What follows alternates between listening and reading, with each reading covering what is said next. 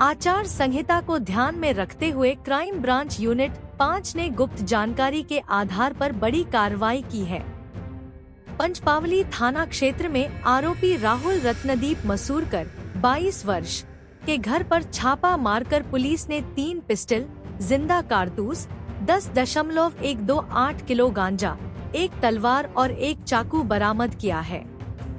जब्त किए गए माल की कुल कीमत करीब 5,51,300 रुपए बताई जा रही है।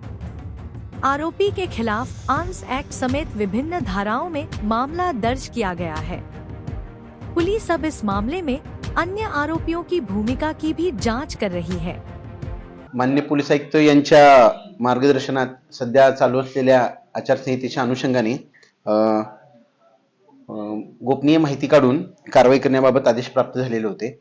त्याप्रमाणे क्राइम ब्रांच युनिट 5 च्या पथकातील पोलीस हवालदार नजीर शेख यांना मिळालेल्या बातमीच्या आधारे इसम नामे राहुल रत्नदीप मासुरकर वय 22 वर्ष राहणार भीमरत्न नगर पाचपावली नागपूर याच्या घरी छापा कारवाई करून एकूण 3 अग्निशस्त्रे 22 जिवंत कारतुसे तसेच 10.128 किलोग्रॅम गांजा व 1 तलवार आणि 1 चाकू असा एकूण 5,51,700 रुपयाचा मुद्देमाल जप्त करण्यात आलेला आहे।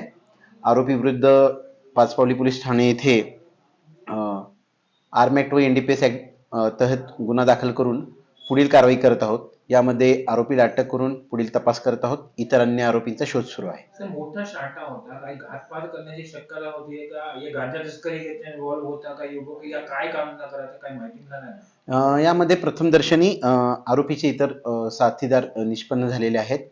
आरोपींना अटक करून त्याचा पीसीआर घेऊन नेमका इतका अग्निशस्त्राचा साठा जवळ बाळगण्याबाबत त्यांचा उद्देश काय होता याबाबत तपास करत आहोत।